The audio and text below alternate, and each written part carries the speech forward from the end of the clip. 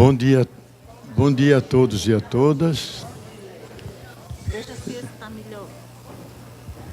Eu quero cumprimentar, agradecer a Ana Karenina, porque em russo, Ana Cristina é Ana Karenina.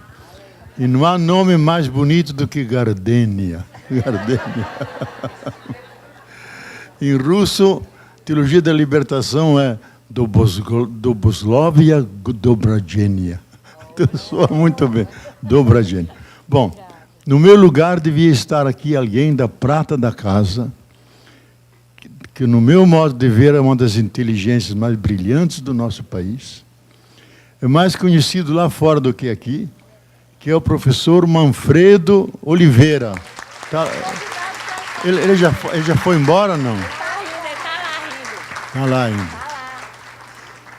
Olha, ele é um filósofo e, a partir da filosofia, articula a ética, articula a política, articula os movimentos sociais e ainda faz uma excelente teologia.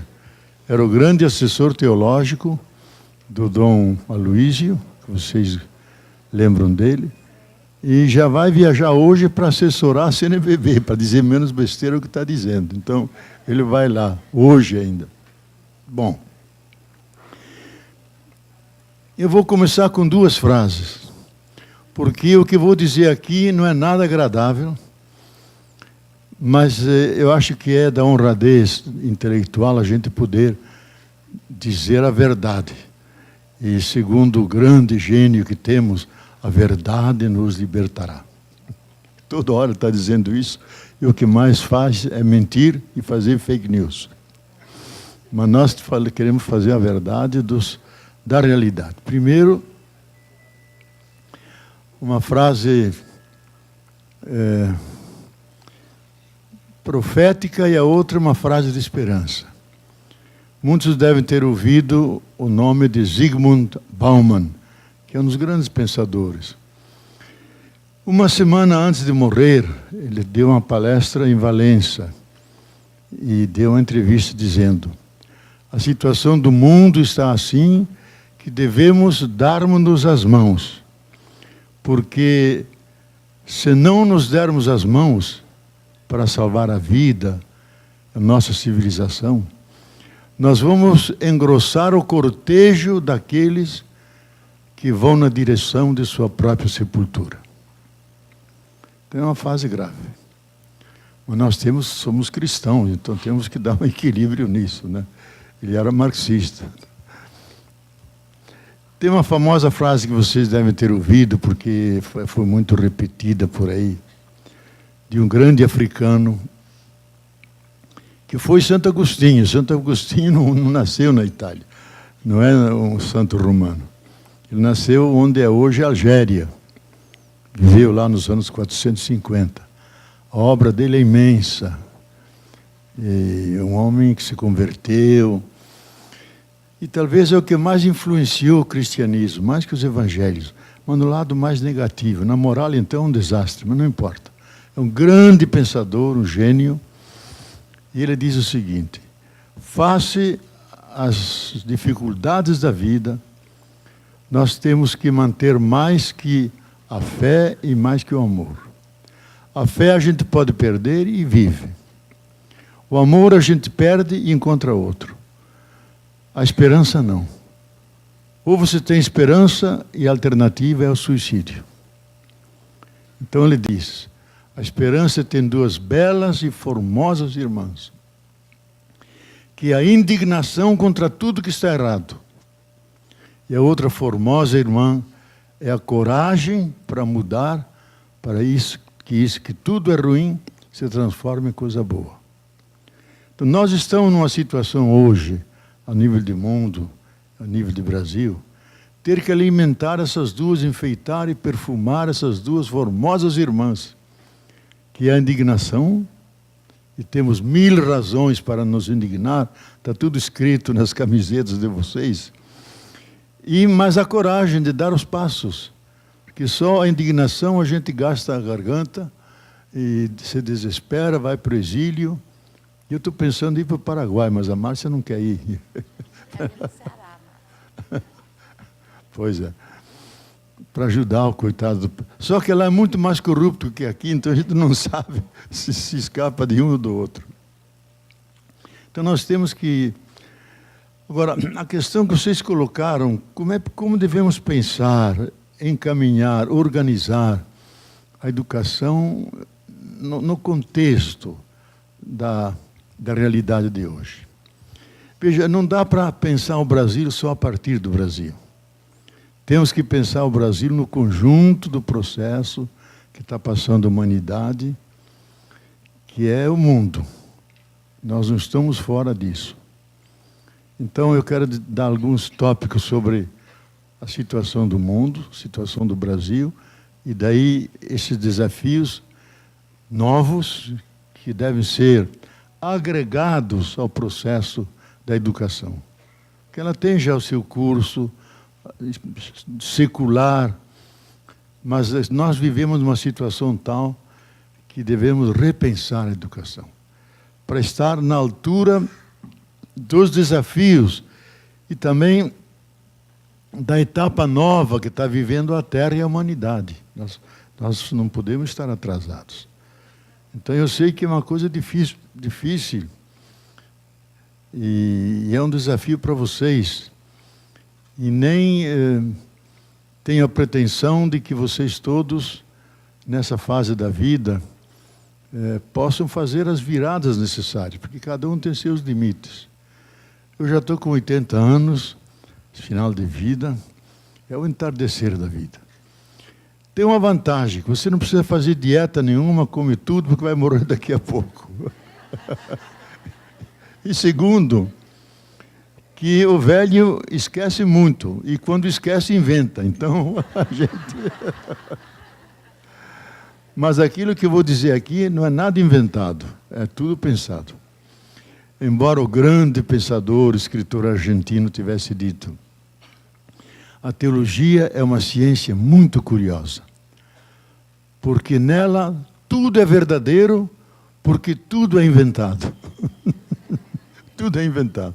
As cabeças humanas inventaram doutrinas, dogmas, etc. Vem o Papa Francisco e diz, olha, nada disso. Temos suficientemente Jesus Cristo, o caminho que Ele nos indicou, vamos seguir com ternura, com carinho isso. Isso é suficiente. Porque o cristianismo ficou uma coisa pesada, eu de vez em quando ando tudo torto, cheio de dogmas nas costas e doutrinas, e uma faixa na boca que me fecharam uma vez, mas consegui tirar, graças a Deus. É o silêncio obsequioso. Virou um termo político. Brizola toda hora dizia, então, temos que impor silêncio obsequioso aos reacionários. Bom, vamos ao tema. Seria longo, quero só pôr uns tópicos da situação nova da humanidade e também, de um lado, um pouco sinistro da nossa realidade mundial.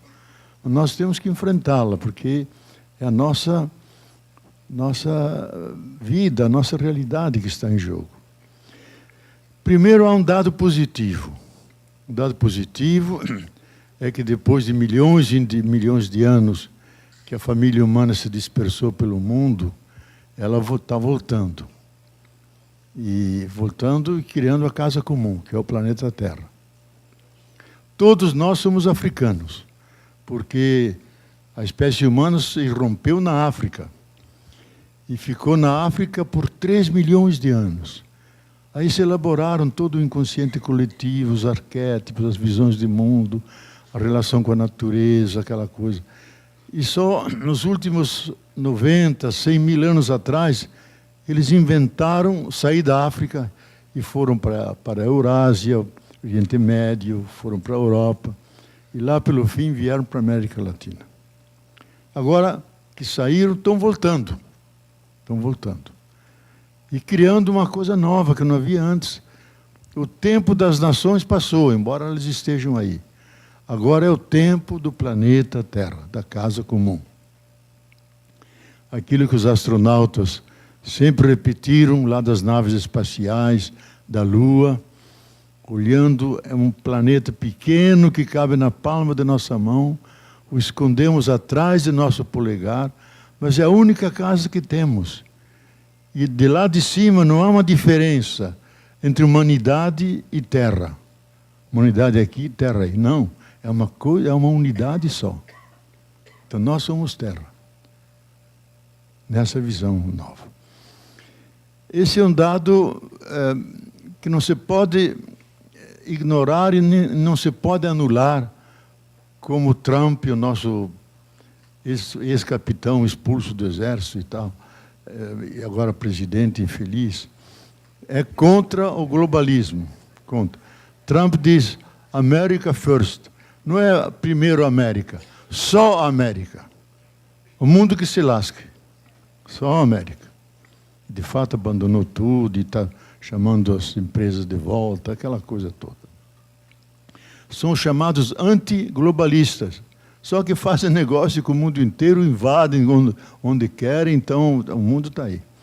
Nós somos, por essa nova fase da humanidade, que já em 1933, esse grande profeta e visionário cientista, Pierre Teilhard de Chardin, lá no deserto da China, dizia, nós estamos, porque ele viu os navios chegando, os primeiros telégrafos, nós chegamos a uma fase nova da evolução, onde todos estamos juntos no mesmo lugar. E nos comunicamos. E então fala, está surgindo lentamente a noosfera. O que é a noosfera? Nous, em grego, é a mente, o espírito. Então, vamos criar uma grande comunhão dos espíritos, das almas, adequada a essa unidade da Terra, e vamos viver juntos, sentados para celebrar a generosidade da Mãe Terra, que é um velho sonho da humanidade, a comensalidade, comer juntos, como uma família come junto. Então esse é um dado positivo que não podemos negar. Agora, há um dado perigoso, porque nós construímos aquilo que se chama o princípio de autodestruição. Construímos, e já está tudo montado, armas químicas, biológicas, nucleares, que podem destruir a vida e a nossa civilização por 25 formas diferentes. Isso já está construído, criado, está aí. Então, há uma ameaça muito forte em cima de nós. Eu trago aqui o último relatório que foi publicado por o maior especialista nisso, que é Robert Bridge de Ponte. Porque há 2 semanas atrás o Paquistão e a Índia se ameaçavam jogar bomba nuclear um em cima do outro. Os dois são potências nucleares. E ele escreve o artigo, o risco de uma catástrofe nuclear e o fim da espécie humana. Fim da espécie humana. Eu mesmo conversando com o Gorbachev, porque a gente trabalhava junto na Carta da Terra, numa pausa de café, a Mercedes Sosa, que pertencia ao grupo, e eu vamos falar com o homem para ver se é verdade ou não. E perguntamos a Gorbachev, é verdade que você, como primeiro-ministro da União Soviética, podia deslanchar uma guerra nuclear contra a Europa e Estados Unidos? Ele disse, olha, havia 2 generais que me falavam sempre no ouvido, vamos ao encontro do enfrentamento total e último com o Ocidente. Vamos à guerra. E ele disse, olha, bom, só com as armas que nós russos temos, eu destruo a inteira humanidade por 15 formas diferentes, sem sobrar ninguém para contar a história. Só, não preciso, dispenso as armas da França, da Inglaterra, dos Estados Unidos, só com as nossas. Então, esse dado é um dado que não havia antes na humanidade. Pode nos proteger como pode nos destruir. Isso é, não dá mais para fazer as guerras que a gente fazia antigamente, porque elas são tão letais que mata todo mundo. Mas a ameaça está aí e a segurança nunca é total. Nunca é total. Então esse dado eu não quero deixar de dizer, porque Carl Sagan, esse grande cosmólogo que ajudou os americanos a chegar à Lua, deixou no testamento dele, que a Terra sozinha não consegue se autorreproduzir. Nós temos que fazer uma decisão política de salvar a Terra, de amar a vida. Caso contrário, ela vai ao encontro do pior. E o pior que nos pode acontecer é não fazer nada, deixar que as coisas aconteçam. E aí vamos ao encontro de uma situação apocalíptica. Deixou no testamento, esse grande cosmólogo. Então, esse dado é um pouco perturbador, mas é real. E outro dado real, que todos estamos sentindo na própria pele, é o aquecimento global e a escassez de água potável.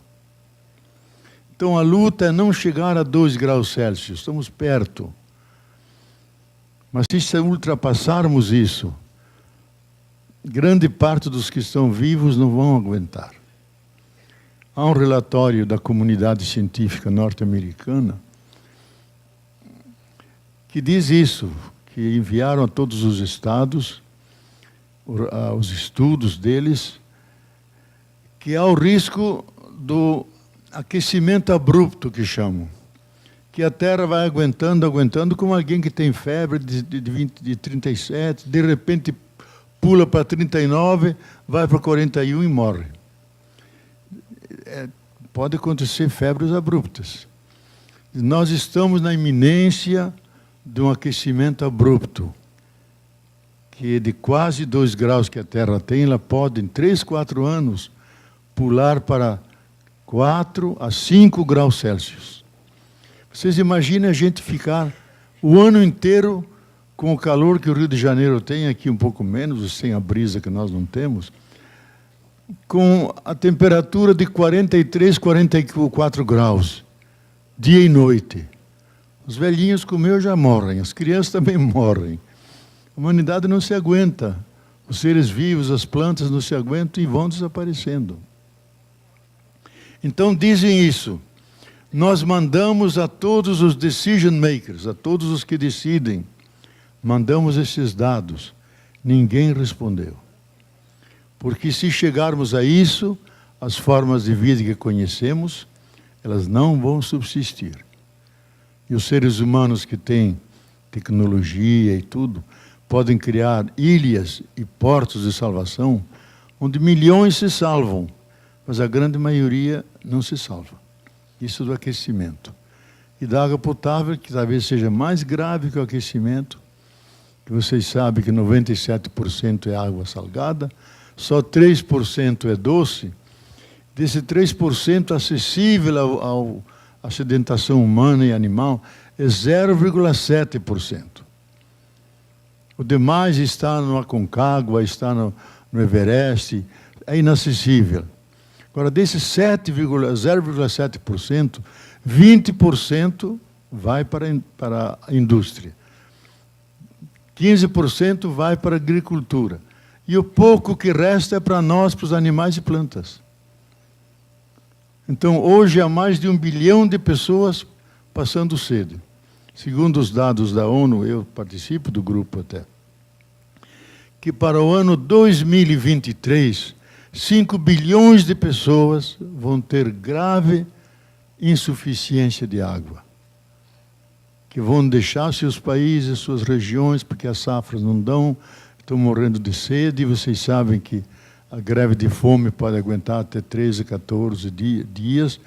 A greve de água, não. Você, em 3, 4 dias, resseca e morre. Então, a gente não sabe qual é a pior. Francisco Graziano, que é o presidente da FAO, que trata, é um brasileiro, que trata as questões da fome, da alimentação do mundo, advertiu recentemente que se houver o cruzamento do aquecimento global com a escassez de água potável, nós vamos ao encontro de uma grave crise planetária que vai dizimar milhões de vidas, plantas, animais e especialmente seres humanos. Vai ocorrer um dia, não se sabe. E diz aí vão ser mais de 150 milhões de migrados por esse cruzamento de calor e falta de água, e não vão aceitar o veredito de morte. Vão emigrar, vão invadir países. Então, esses são para assustar um pouco vocês. E mais um dado, por isso eu paro, da situação mundial, porque dentro disso nós estamos. A graça nossa, que o Brasil é a potência das águas.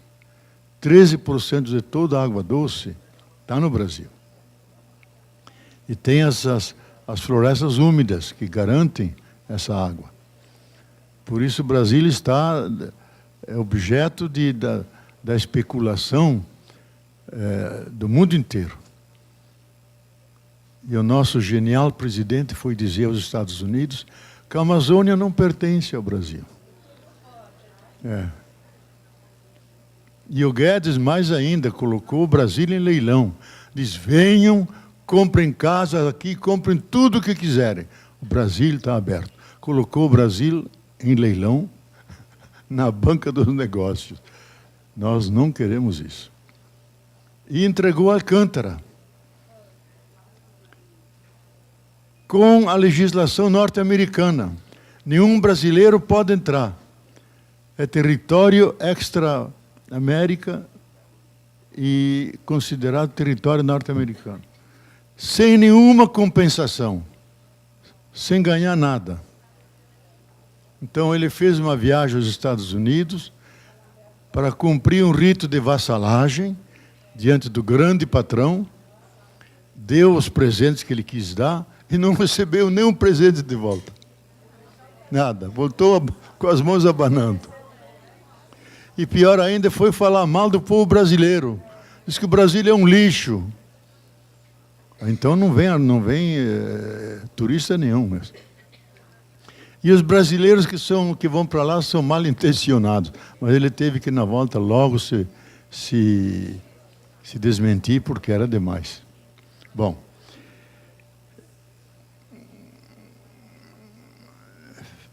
Agora, umas palavras sobre o Brasil.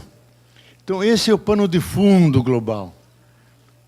E tem um dado que interessa ao Brasil e que está sendo uma grande ameaça ao rumo para onde vai a humanidade, que é, no mundo inteiro, o crescimento do pensamento conservador, pensamento de direita, a partir dos Estados Unidos, mas contaminando o sistema todo. E o Brasil está dentro disso. Agora, esse conservadorismo, ele é adequado à lógica do capital. Porque o capital atingiu o sonho que ele sempre teve, de uma infinita acumulação. Então, hoje, chegamos ao seguinte, que aquela ONG, Oxfam, que está no mundo inteiro e é muito bem assessorada pelos cientistas do MIT, daquele grande centro de pesquisa dos Estados Unidos. E sempre que em Davos se reúnem os ricos, eles vão lá para dar a situação dos pobres, para contrabalançar, vão lá e Davos. E esse ano foram lá e disseram, olha, o ano passado havia 86 bilhardários. Agora tem 26 bilhardários. Pessoas, não empresas. 26 bilhardários que possuem igual riqueza que 4,8 bilhões de pessoas. Mais da metade da humanidade. Então chegamos ao auge da acumulação capitalista. Porque eles querem acumular até o fim.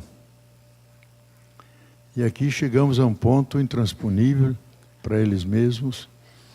E adequado a esse sistema, vêm os governos que facilitam e permitem a eles acumularem indefinidamente, que é um pensamento não democrático, repressivo, porque é evidente as vítimas que sofrem essa superexploração, esses pobres, não aceitam sem mais nem menos, resistem, reclamam, se rebelam, segundo aquilo que Zapata, o grande libertador do México, dizia. Se o Estado nos dá, se o Estado não nos dá justiça, nós temos direito de não dar paz ao Estado. Mas isso é um bom lema para nós. Não dar...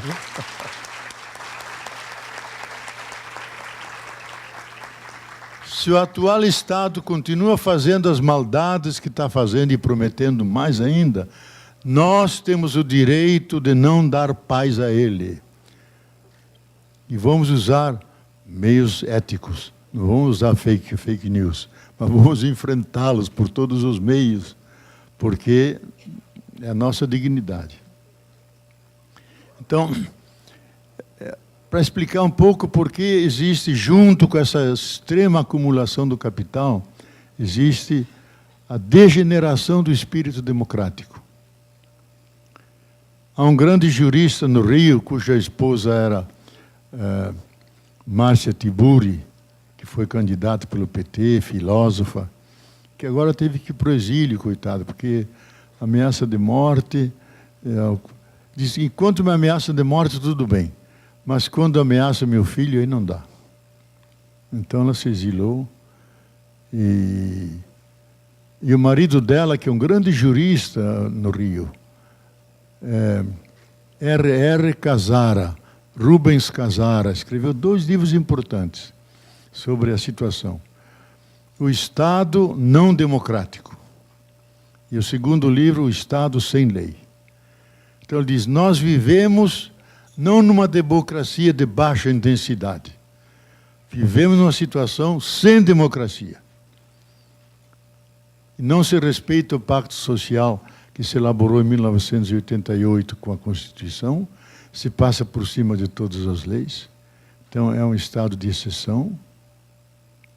Prende, diz o que quer, faz violência, propõe projetos mais bizarros que afetam o bem comum. E os 2 tiveram que ir para o exílio, pela ameaça que fizeram sobre a família. Então, e outros também estão querendo ir. Eu queria ir, mas o diabo que é difícil, né? Velho, assim ninguém quer. Vem aqui para morrer? Digo, não. Eu queria ir para Paraguai para dar aula de ecologia lá, porque estão numa devastação tremenda lá, sabe? Não, Cuba não. Essa camisa o Fidel que me deu, viu? Cuba tem a melhor agroecologia do mundo. E eu fui que introduzi o discurso ecológico lá, que o Fidel disse, você que mexe com ecologia, vem dar curso aqui. Para o 2º escalão, depois para o 1º, depois para o povo. Eu e o Frei Beto fomos lá. E demos, e eles assumiram. O bom do socialismo é isso, porque é tudo concentrado. Quando decide, então todo mundo estava na ecologia. E eles entraram na agroecologia. É a melhor do mundo hoje. E é o país que tem a melhor dieta da América Latina. Ninguém passa fome. Não é que come muito bem, lá não pode comer. Aliás, come muito camarão lá porque tem. Mas ninguém passa fome, isso não existe, isso é coisa do capitalismo. Come suficiente. Tem a comida, o galho pinto, aquelas coisas, e tem o feijão e arroz e tal. Mas não quero entrar nisso, só para dizer. Então, isso é o pano de fundo, eu não posso deixar de dizer isso, porque para entender que nós somos parte de uma crise mais generalizada. No fundo, dizemos isso. Esse modo de viver, de organizar as coisas, as relações, os processos educativos, não podem ser mais os mesmos que tínhamos antes. Porque a situação mudou totalmente. Aqui vale a frase de Einstein, o pensamento que criou a crise, essa toda, não pode ser o mesmo que nos vai tirar da crise. Temos que pensar diferente. Então, a encíclica do Papa, que eu aconselho muito, vai lá, meu irmãozinho, vê se você se cura da tua... Tem lá as perebas dele.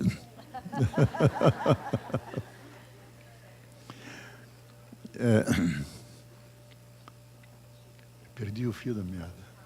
Vê como os velhos são, de repente, interrompe e perde o fio da meada, tem que perder para ela. Ah, sim, sim. Olha, eu acho que há 2 documentos que vocês deviam estudar e aprofundar, porque são os dois documentos que partiram da crise, mas dão pistas para sair da crise, que é a Carta da Terra e a encíclica do Papa,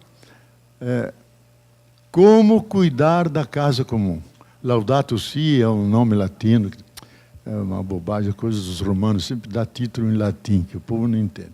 Mas o subtítulo é Cuidar da Casa Comum.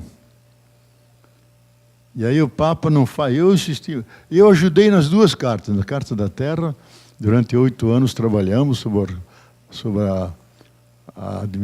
o apoio de Gorbachev, e perguntar à humanidade, o que devemos fazer para garantir o futuro da Terra da humanidade? E o Papa, eu insisti, e outros nossos amigos, insistimos, o Papa, chega de brigar com a Cúria, chega de falar de igreja, tem que falar da Terra da humanidade. Porque essa é a questão. Aí ele caiu em si e disse, bom, faça um esquema. Eu fiz o esquema e depois mandei textos, etc. E que foram aprovados. E ele foi tão elegante que no dia antes de publicar a encíclica, telefonou, mas eu não estava em casa, mandou o embaixador do Vaticano telefonar, me agradecer pela colaboração que dei. Aí me entrevistou. Os italianos leram a encíclica, mas isso aqui é o BOF, e não é do Papa. Eu digo, não, o Papa consulta quem quiser. Eu mandei papéis que ele pediu, mandei um para ele rir, se divertir um pouco, que dizia o seguinte, porque São Francisco diz, olha, os frades nas suas hortas, deixem um cantinho para as ervas daninhas, porque elas têm direito de existir, do jeito delas louvam a Deus. Não arranquem tudo. Eu mandei para o Papa para rir, sabe? Não é que ele põe na encíclica, número 12, vejam lá na encíclica. Por quê? Porque tudo que existe merece existir. Tudo que vive merece viver. Também essas ervas. Possivelmente nós não sabemos para que existem, mas elas têm sua função, senão não estariam aí. Então, são dois documentos da maior importância, porque a preocupação não é a partir de uma forma dramática, como eu estou dizendo aqui, dão os dados dramáticos, mas o principal é encontrar saídas possíveis, realizáveis. A Carta da Terra começa com uma frase que nos deu muito trabalho, porque começa assim: chegamos a um momento de nossa história, numa fase em que a Terra, que o ser humano deve fazer uma escolha. E a escolha é essa: cuidar da Terra e cuidar um do outro. Caso contrário, assistiremos à nossa destruição e à destruição da diversidade da vida.